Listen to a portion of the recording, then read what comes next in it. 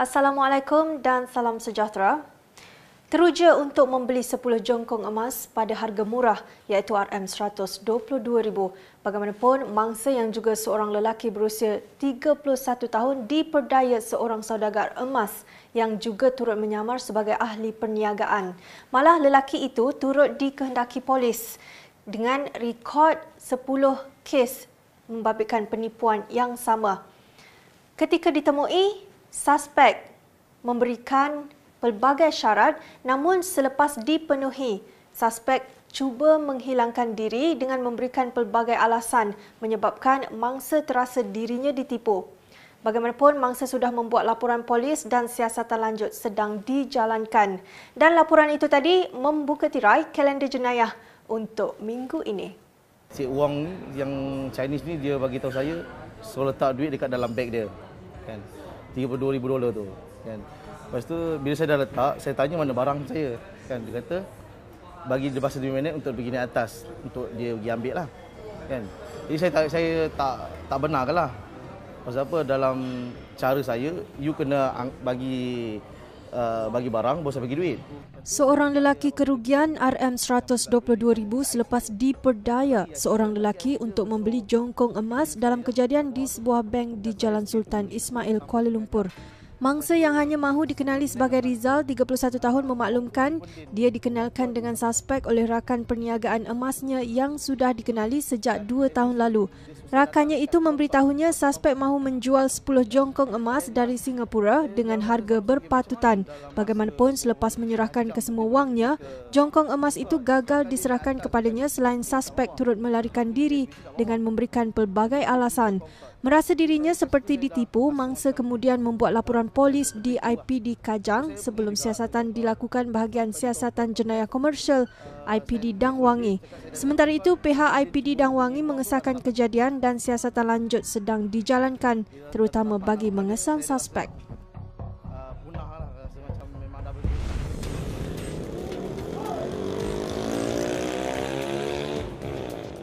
257 saman dikeluarkan terhadap pengguna jalan raya dan daripada jumlah itu 36 tidak mempunyai lesen memandu, lesen tamat tempoh dan tamat lesen kenderaan motor. 2 lelaki berusia 27 hingga 42 tahun turut ditahan selepas dikesan menunggang motosikal menggunakan nombor pendaftaran palsu. Pegawai Penguatkuasaan Operasi Trafik Kuala Lumpur, Asisten Superintendent Sahimi Husin berkata, operasi selama 2 jam itu pihaknya mengadakan sekatan di 3 lokasi utama iaitu di Jalan Raja Laut, Jalan Tun Perak, Pudu Central dan Jalan Tun Perak, Bank Negara.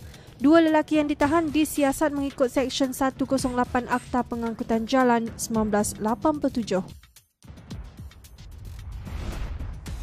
3 lelaki ditahan polis atas kesalahan memiliki pistol 72 peluru dan 18 paket pelbagai jenis dadah dalam serbuan di sebuah rumah di Taman Permai Seremban Negeri Sembilan.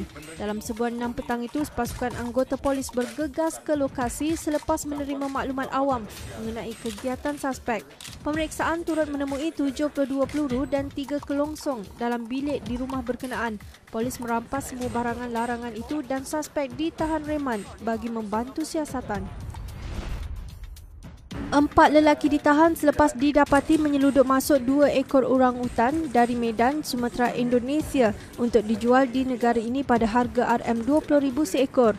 Suspek terdiri daripada 2 warga tempatan dan 2 warga Indonesia itu ditahan di sebuah hotel di Bandar Bukit Tinggi, Klang, Selangor pada 8.30 malam Jumaat lalu.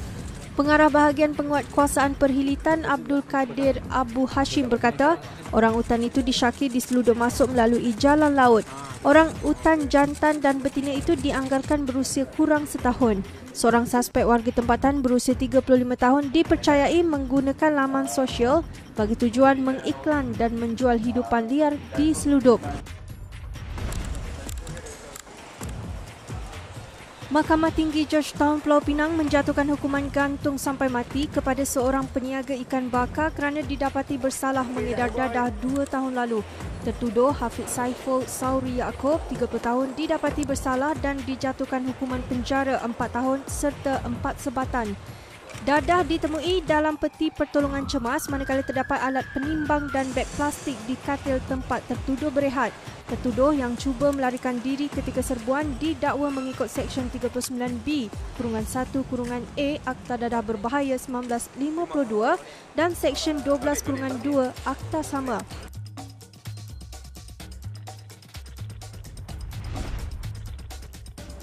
Seorang lelaki mengaku tidak bersalah di Mahkamah Session Shah Alam atas pertuduhan menipu seorang usahawan perabot. Ia membabitkan pemberian anugerah Datuk Kerabat Diraja Kelantan dengan nilai RM70,000 pada Mac 2015. Tertuduh Muhammad Azmi didakwa menipu Yunus Hashim bagi mendapatkan anugerah Datuk Kerabat Diraja Kelantan yang tidak sah mengikut Undang-Undang Perlembagaan Tubuh Negeri Kelantan. Pendakwaan dibuat mengikut Seksyen 420 Kanun Keseksaan yang boleh dihukum penjara maksimum 10 tahun dan denda jika sabit kesalahan.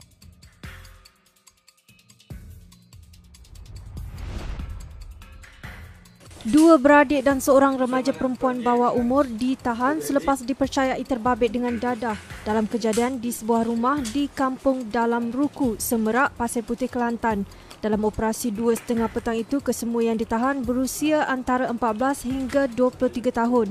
Ketua Polis Daerah Pasir Putih, Deputy Superintendent Abdul Rozak Muhammad berkata, suspek utama iaitu lelaki berusia 19 tahun ditahan di ruang tamu manakala kakak dan teman wanita lelaki itu ditahan dalam bilik. Pemeriksaan lanjut di rumah itu menemui satu beg sandang mengandungi senjata tajam. Turut ditemui satu beg kecil berisi pil kuda, Iramen 5 dan syabu dianggarkan bernilai RM42,000. Kes disiasat mengikut Seksyen 39-B Akta Dadah Berbahaya 1952, Seksyen 39A-1 Akta sama, Seksyen 7 Akta Bahan-Bahan Kakisan dan Letupan dan Seksyen 36 Akta Senjata Api 1960. Dengan itu, sekian dulu untuk laporan kalender jenayah minggu ini. Terus layari laman web Harian Metro dan saluran YouTube bagi mendapatkan lebih banyak paparan berita dan video menarik sepanjang minggu ini. Dengan itu, selamat berhujung minggu. Kita jumpa lagi minggu hadapan. Assalamualaikum dan salam sejahtera.